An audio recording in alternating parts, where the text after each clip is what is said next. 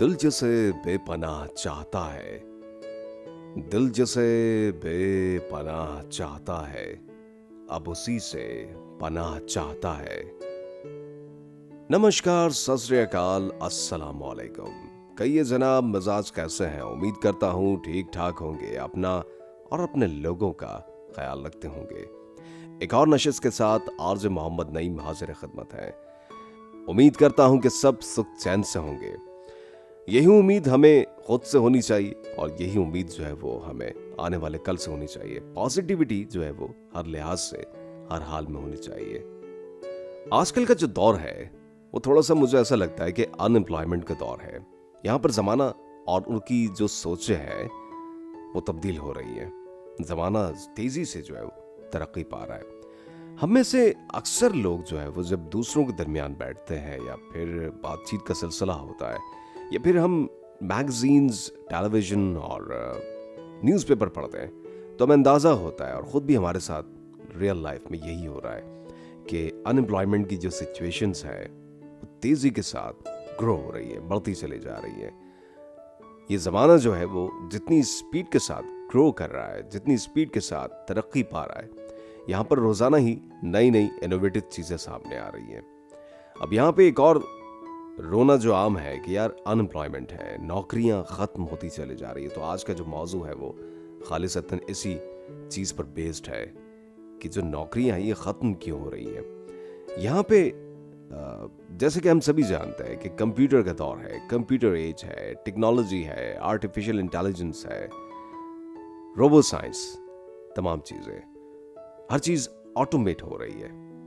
तो यहाँ पे पहले ये था कि एक काम है जिसको मिसाल के तौर पे कोई बड़ा प्रोजेक्ट है जिसको 4 या 5 या 8 या 10 हिस्सों में तकसीम कर दिया गया और उसके पार्ट बनाकर उसे तकसीम करके और लोगों के हवाले कर दिया गया कि जी ये आपके हिस्से की चीज़ है और ये आपके हिस्से, हर शख्स को अपना पार्ट जो है वो, अपना जो टास्क है वो असाइन कर दिया गया।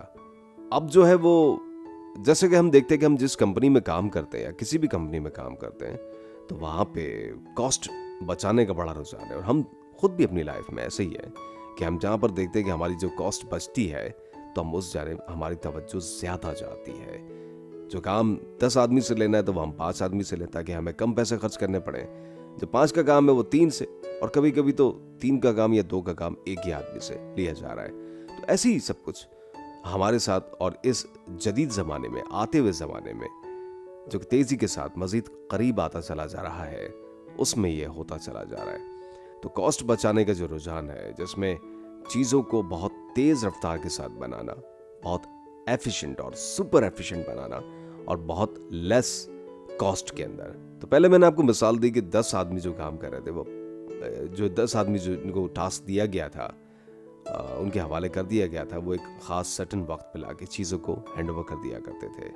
अब जो है वो कॉस्ट कटिंग का मामला हुआ तो कॉस्ट कटिंग इस तरह से कि पैसे बचाए गए और अब हर शख्स को जो है वो इस बात पे एम्फसाइज इसका करवाया जा रहा है कि वो ऑल इन वन हो जाए। मिसाल के तौर पे 5 आदमी का काम है वो 3 आदमी करें और 3 आदमी जो है वो महदूद कर दिए जाए किसी खास टास्क पे जिस पर पहले 10 से 12 आदमी थे। जैसे मिसाल के तौर पे मैं आपको एक और मिसाल दूं कि ये जो कंप्यूटर की भाषा में मैं आपको समझाने की कोशिश करता हूँ कि अगर एक शख्स का एक प्रोजेक्ट है, मिसाल के तौर पे ऑपरेशंस वाले हैं और एक डेवलपर टीम है, तो एक सॉफ्टवेयर बनाने के लिए या एक ऐप बनाने के लिए टास्क असाइन किया गया। लेकिन कुछ अरसे बाद ये ख्याल किया गया कि ये जो ऑपरेशन वाले हैं इनको एलिमिनेट कर दिया जाए, तो जो बेसिकली डेवलपर्स हैं उन्हीं को इस काबिल कर दिया जाए कि वो दोनों काम सर अंजाम दे सके। यानी ऐप के बारे में या सॉफ्टवेयर के बारे में सोचना, उसको बनाना, उसकी स्केलिंग करना, उसकी इम्प्लीमेंटेशन करना, ये तमाम काम जो है वो, और उसकी तशहीर से लेकर उसको सेल करना और आगे इसकी स्केलिंग और उसके तमाम मामला, उसकी मेंटेनेंस का, ये तमाम काम जो वो एक ही शख्स अगर देख ले, उसको ऑल इन वन कर दिया जाए तो इससे कॉस्ट कटिंग बच सकती है। और दूसरा ये कि ये जो टाइम के बड़े बैरियर्स आते हैं कि अगर किसी सॉफ्टवेयर में कोई प्रॉब्लम आती है तो फिर वो ऑपरेशन वाले से रब्ता करते हैं, या ऑपरेशन वालों को कोई प्रॉब्लम होती है तो वो डेवलपर्स की टीम से रब्ता करते हैं। तो ये बैरियर जो है वो ख़त्म हो गया। तो इससे एक तो साइज रिड्यूस हो गया, दूसरे जो कॉस्ट और पैसे बचाने, पैसे की जो चिंता थी या जो फिक्र थी वो कम हो गई। ये टॉपिक शायद हो सकता है बड़ा खुश्क लगे, लेकिन ये हमारे लिए बड़ी मावनत करेगा। ये नहीं कि हमारा ताल्लुक किसी और जगह से, बल्कि ईच एंड एवरी जो भी हमारी फील्ड है उसमें ये हमारी जो है ना बड़ी मावनत करेगा।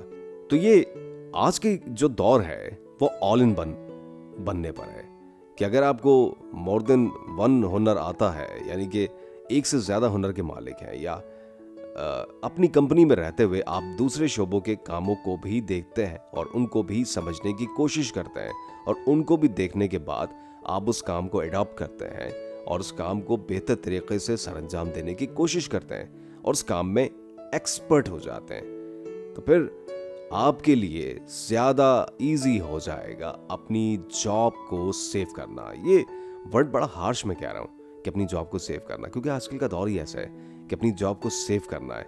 तो जो शख्स जितना काम का होगा, जितना ज़्यादा काम का होगा और जितने ज़्यादा पैसे बचा के देगा, जितना ज़्यादा उस पर रिलाय किया जा सकेगा या किया जा सकता है, वो उतना ज़्यादा देर पर रहेगा। अब चीज़ें ऑटोमेट हो रही हैं, इंसानों की जगह जो है वो कोड्स ने ले ली है, या मशीन ने ले ली है, या दूसरे रिसोर्सेज, दूसरी चीज़ें ऐसी आ गई जिससे इंसानों के काम करने का रुझान कम होता चला जा रहा है। तो इंसान जो है वो वक्त के साथ साथ, कहने का इतनी लंबी तमहीद बांधने का मकसद ये था कि इंसान अपने आप को अपग्रेड करता रहे। वो लोग बहुत कामयाब होते हैं जो वक्त के साथ साथ अपने आप को इनोवेट करते हैं, अपने आप को अपग्रेड करते हैं, अपनी सोचों में बेहतरी लाते हैं। अपने काम में ही रहते हुए देख सकते हैं कि मजीद इस काम को कितना ज़्यादा इनोवेटिव और कितना ज़्यादा कम वक्त में और कितना ज़्यादा प्रोफेशनल किया जा सकता है। तो आजकल का जो ज़माना है वो यही है कि इंसान अगर अपने काम में एक्सपर्ट हो जाए, सुपर एफिशिएंट हो जाए, तो फिर उसको काम करना आसान हो जाता है, सर्वाइवल ज़्यादा इजी हो जाता है। मैंने पिछली वीडियोस में कहा था कि फ्रीलांसिंग का दौर आ रहा है, फ्रीलांसिंग का भी दौर है, लेकिन जो लोग कंपनी में रहते हुए काम करना चाहते हैं तो उनको एक से ज़्यादा काम आना चाहिए। हम सबका ही ये तजर्बा है कि कंपनी में काम करते हुए कभी भी हमारी जो जेडी है, यानी कि जॉब डिस्क्रिप्शन है, वो सिर्फ एक नहीं होती। कोई टीचर है तो उसको किसी और सब्जेक्ट के लिए लिया गया है, तो फिर उसको दूसरे सब्जेक्ट्स भी पढ़ाने पड़ जाते हैं। तो यहाँ पर ऐसे ही है, अगर आप मना करेंगे तो आपकी नौकरी जाने के इम्कान ज़्यादा हो सकते हैं या आपकी नौकरी को ख़तरा है। तो वो लोग कामयाब होते हैं जो कि उस काम को भी बखूबी सरअंजाम देते हैं। तो ये माशरे में रहने का एक सर्वाइवल है। हमारी अमली ज़िंदगी के अंदर भी हम जिंदगी में जितनी चीज़ों को बहुत कम वक्त में सरअंजाम देते हैं बेहतर तरीके से, तो लोग हमें उतना ही रिलायबल समझना शुरू कर देते हैं। तो हम अपने अपने शोबों में, अपनी अपनी ज़िंदगियों में इतने रिलायबिलिटी हासिल कर लें कि हमारी एक प्लेसमेंट कोई कर ना सके। वरना यहाँ पर अनएम्प्लॉयमेंट की सिचुएशन ऐसी है कि अगर आज एक नौकरी को खोला जाता है तो कम से कम अगर 10-15 हज़ार की एक मामूली सी नौकरी भी, तो उसको करने वाले कोई 50-60 हज़ार या मोर देन 1 लाख ऐसे लोग होंगे जो कहेंगे कि जी मैं इतने में करूँगा। और अगर कारोबार की बात है तो उनकी एफिशिएंसी ये है कि अपने काम को, अपनी चीज़ों को, अपनी प्रोडक्टिविटी को बेहतर बनाना और कम से कम कॉस्ट में कस्टमर को चीज़ प्रोवाइड करना। आज एक कोई शख्स दुकान खोलता है, बराबर में कुछ अरसे, कुछ महीने बाद कोई शख्स दुकान खोलने के लिए बराबर में आ जाता है और उससे कम रेट्स में चीज़ों को प्रोवाइड करना शुरू कर देता है। तो आपने देखा होगा कि ऑटोमेटिकली उस शख्स के पास जो कम वक्त में चीज़ें आपको देता है और बहुत अच्छा रिस्पॉन्डिंग टाइम है और बहुत कम पैसों में आपको चीज़ देता है, तो आप उसके पास जाना ज़्यादा पसंद करते हैं बनिस्बत इसके कि जो पुराना दुकानदार है जो कि बहुत थोड़ा सा ज़्यादा रेट पर देता है और बहुत लेट रिस्पॉन्ड करता है। तो यहाँ पर चीज़ ही ऐसी है कि हम अपने माशरे में सर्वाइवल करने के लिए लोगों को फ़ायदा पहुँचाने की कितनी अहलियत में है, इस चीज़ से ज़माना हमें जज करता है। तो हम अपने आप को अपनी अपनी नशिस्तों पर इतना अहलियत में ले आए कि हमारी रिप्लेसमेंट नामुमकिन हो जाए। यहाँ पे डे बाय डे हम अपने आप को कुछ ना कुछ इनोवेट करते रहें, क्योंकि अगर हम अपने आप को अपग्रेड नहीं करेंगे तो मैक्सिमम मुझे लगता है कि शायद चंद महीनों तक या हो सकता है कुछ सालों तक हम कमाने की अहलियत में रहें। फिर उसके बाद हमारी रिप्लेसमेंट जो है वो वक्त के साथ साथ हो जाए। रिप्लेसमेंट हो जाएगी तो उसके बाद फिर काम करना बहुत मुश्किल हो जाएगा। उसके बाद फिर हम ये कोसते रह जाएंगे अपने आप को कि यार अब तो इसकी जगह ये शख्स आ गया, अब इसकी जगह ये टेक्नोलॉजी आ गई। तो भाई हमें अपने आप को उस चीज़ के लिए तैयार रखना होगा, तैयार ऐसे रखना होगा कि हम मुताला करते रहें, हम देखते रहें कि हम YouTube, हमें से कई लोग, जैसे इस वक्त आप YouTube देख रहे हैं तो YouTube पे बेतहाशा ऐसे कई वीडियोस हैं जिसमें हम सब अपने अपने काम में किस तरह से बेहतरी ला सकते हैं, कितना प्रोफेशनल हो सकते हैं, किस तरह अपने आप को अपग्रेड कर सकते हैं और मौजूदा ज़माने के हम आंग कर सकते हैं। सारे तरीक़े मौजूद हैं। जो शख्स अगर काम करना चाहता है तो ज़माने भर में उसके लिए बेहद काम है, और अगर नहीं करना चाहता तो उसके लिए बिल्कुल कोई काम है ही नहीं, हत्ता कि उसका अपना काम भी नहीं है। तो रिलाय जिन पर किया जाना चाहिए उन्हीं को काम मिलता है, और हम अपने आप को उस एबिलिटी में ले आए कि हम उस एहलियत में आ जाएं कि जी साहब हम पर रिलाय किया जा सकता है और हमारा काम ये है, और ऐसी हमारे काम की जो क्वालिटी है और हम अपने काम में इस टेक्निक को लेकर आ रहे हैं, जिससे कंपनी का भी फ़ायदा है और हमारा अपना भी फ़ायदा है। कंपनी का फ़ायदा ऐसे कि बहुत कम वक्त में आप चीज़ों को प्रोवाइड कर रहे हैं, और हमारा फ़ायदा ऐसे कि हमारी प्लेसमेंट गिनी जा सकती और हमारी सैलरी जो है वो इंक्रीज़ हो जाएगी। ज़ाहिर है कंपनी को आप फ़ायदा देंगे तो आपकी सैलरी इंक्रीज़ भी हो जाती है और आपको फ़ायदा भी मिलता है, और कोई आपको आपकी जगह ले नहीं सकता।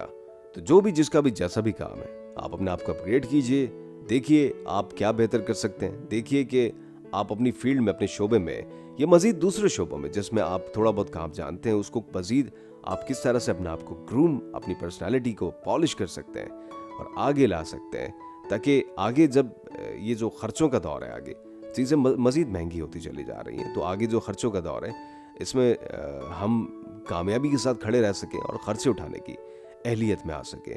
रोने से कुछ नहीं होगा, आगे बढ़ना होगा कि महंगाई बढ़ गई, महंगाई बढ़ गई।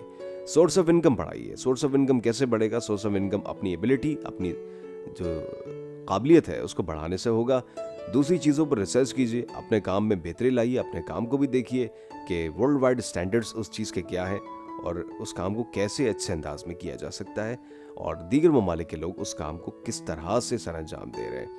तो इसी सोच के साथ, इसी जहनियत के साथ, इसी बात के साथ, इसी मोहब्बत के साथ और इसी दुआ के साथ कि आप अपना ख्याल रखेंगे, इंशाल्लाह कल किसी और नए टॉपिक के साथ दोबारा हाजिर होऊंगा। अपनी चाहतों में, अपनी मोहब्बतों में, अपनी इबादतों में आरजे मोहम्मद नईम को ज़रूर याद रखिएगा, और हाँ, मेरे इस चैनल को लाइक, शेयर और सब्सक्राइब ज़रूर कीजिएगा। मांगिए उस ज़ात से जो किसी की मोहताज नहीं, अल्लाह ने के बान।